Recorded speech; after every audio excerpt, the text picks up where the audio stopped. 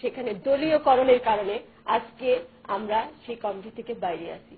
আজকে দেখেন নির্বাচন নাটক করতেছে। প্রতিটা ফেডারেশনে সরকারের মদতপুষ্ট আওয়ামী নাম ভাঙিয়ে যারা খাচ্ছেন, বাদল টুটুল এবং ইমতিয়াজ বাবুল, আমি নাম বলে দিচ্ছি আপনাদেরকে। গোটা জাতির জানা উচিত যে ক্রীড়াঙ্গন কারা ক্যাপচার করে রাখছেন, কাদের দখলে ক্রীড়াঙ্গন, কারা চাঁদাবাজি করেন।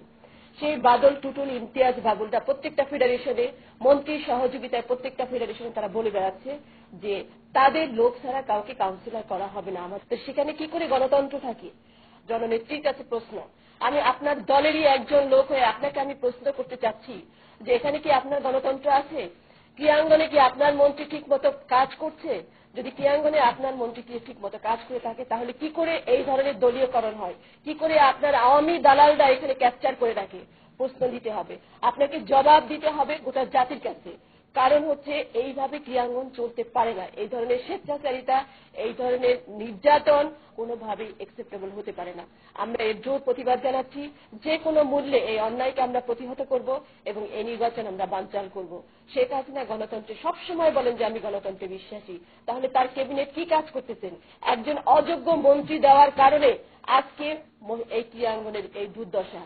যদি যোগ্য মন্ত্রী থাকতো, আমরা দেখেছি বিগত দিনগুলো পটল ছিলেন বিরোধী দলের মন্ত্রী, বিএনপির মন্ত্রী, তখনও এই দলীয়করণ ছিল না, কারণ তারা ছিলেন যোগ্য মন্ত্রী। আর আহাদ আলী সরকার আসার পরে এখানে যত রকমের চাঁদাবাজি, যত রকমের দুর্নীতি, দুই নাম্বারই সবকিছু এখানে চলছে। কেন? তার অযোগ্যতার কারণে। অযোগ্যতার কারণে আজকে দলীয়করণ এখানে বাদ পেতেছে। ডিএসএন মাধ্যমে তাদেরকে থ্রেট করা হচ্ছে এবং তারা প্রশাসনকে দিয়েও থ্রেট করাবেন। আমি দেখেন, আমি বাংলাদেশ আওয়ামী যুবলীগের সেন্ট্রাল কমিটির মহিলা বিষয়ক সম্পাদক, ঠিক আছে? কোনো অসুবিধা নেই। আমার দল যদি অন্যায় করে আমি সামনে বলবো। আমার দল অন্যায় করলে আমি তাকে অয়েলিং করবো না, নেভার। আমার দলের লোকরাই যদি এখানে অন্যায় কাজ করে আমি কখনোই সাপোর্ট করবো না।